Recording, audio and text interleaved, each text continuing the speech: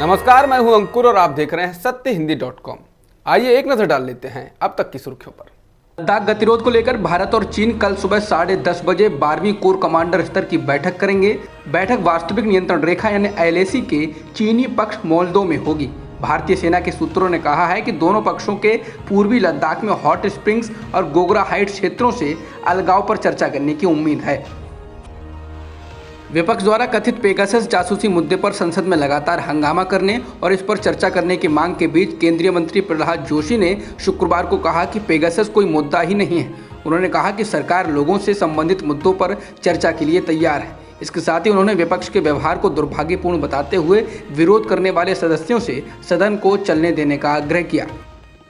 Israeli company NSO के Pegasus spyware से कथित जासूसी मामले में सुप्रीम कोर्ट के हस्तक्षेप के लिए देश के सामाजिक कार्यकर्ताओं, बुद्धिजीवियों सहित 500 लोगों ने मुख्य न्यायाधीश NV रमन्ना को खुला खत लिखा है। इसमें उन्होंने कहा है कि जज, नेता, पत्रकार, एक्टिविस्ट और दूसरे लोगों की पेगासस से जासूसी नागरिकों की निजता, जिंदगी और स्वतंत्रता के मौलिक अधिकार के खिलाफ है।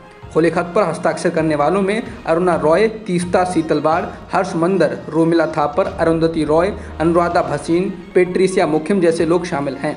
खत में मुख्य न्यायाधीश NV रमन्ना के उस कथन को याद दिलाया गया है जिसमें उन्होंने कहा था कि जब चीज़ें गलत होंगी तो न्यायपालिका उनके साथ खड़ी होगी। पेगासस स्पाईवेयर से कथित जासूसी मामले की जांच की मांग वाली याचिका पर सुप्रीम कोर्ट में अगले हफ्ते सुनवाई हो सकती है। भारत के मुख्य न्यायाधीश NV रमन्ना ने ये बात आज तब कही जब वरिष्ठ पत्रकार N राम और शशि कुमार की ओर से वकील कपिल सिब्बल ने उनकी याचिका को सूचीबद्ध करने के लिए आग्रह किया।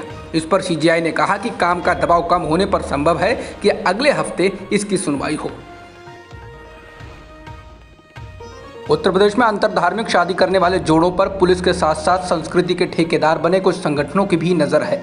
बीते कुछ वक्त में आए कथित लव जिहाद के मामलों के बाद ताज़ा मामला बलिया का है, जहां पर करनी सेना के कार्यकर्ताओं ने एक अंतरधार्मिक शादी को रुकवा दिया। करनी सेना का कहना था कि यह ज़बरदस्ती धर्म परिवर्तन और लव जिहाद का मामला है। ये घटना बुधवार को उस वक्त हुई जब युवती अपने मंगेतर के साथ अपनी शादी को रजिस्टर करवाने के लिए एक स्थानीय अदालत में पहुंची थी, लेकिन करनी सेना के कार्यकर्ताओं ने अदालत परिसर में ही युवती पर कोतवाली जाने के लिए दबाव डाला। कोतवाली में हंगामा होने के बाद पुलिस ने युवती को उसके परिजनों के हवाले कर दिया है और युवक के खिलाफ केस दर्ज कर लिया है।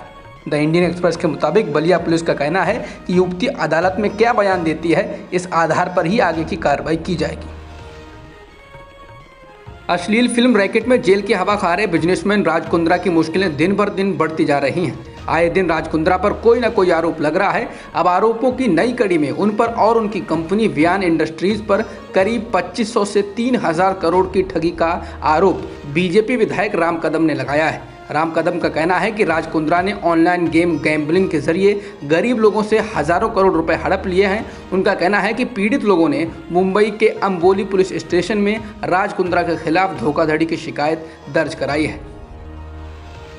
असम मिजोरम सीमा पर झड़प के बाद जारी दोनों राज्यों में तनाव के बीच अब असम ने मिजोरम से आने वाले वाहनों के लिए नया आदेश निकाला है। असम सरकार ने अधिसूचना जारी कर कहा है कि वह मिजोरम से आने वाले सभी वाहनों की जांच करेगा। जांच की वजह कथित अवैध ड्रग्स को रोकना बताया गया है। इससे पहले असम सरकार ने एक एडवाइजरी जारी कर असम के लोगों से कहा था कि वे मिजोरम ना जाएं क्योंकि उनकी जान को खतरा है। इन ताज़ा घटनाक्रमों से लगता है कि दोनों राज्यों के बीच तनाव कम नहीं हो पा रहा है, बावजूद इसके कि केंद्रीय गृह मंत्रालय और गृह मंत्री अमित शाह भी शांति लाने के प्रयास में जुटे हुए हैं।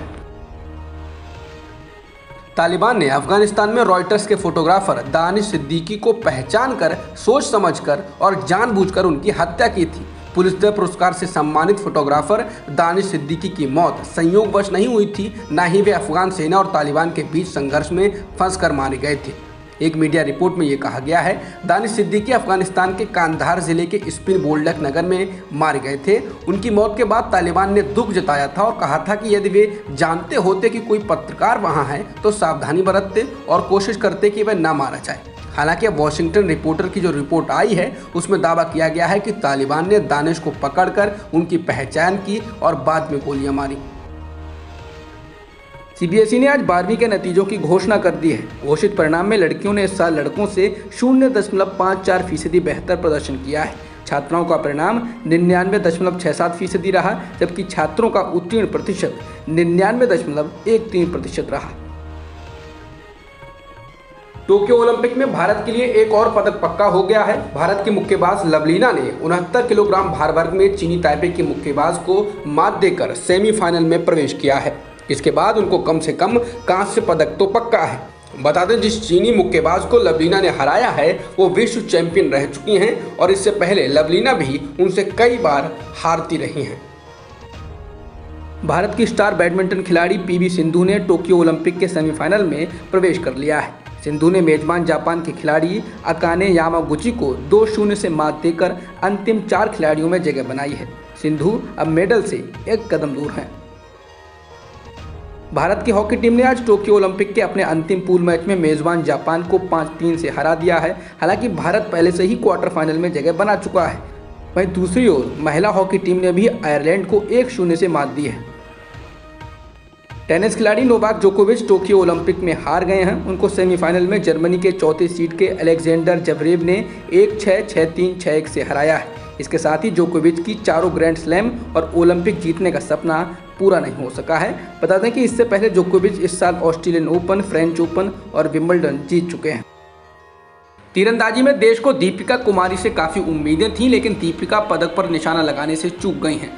उनको क्वार्टर फाइनल में दक्षिण कोरिया की खिलाड़ी आन सान के हाथों हार का सामना करना पड़ा।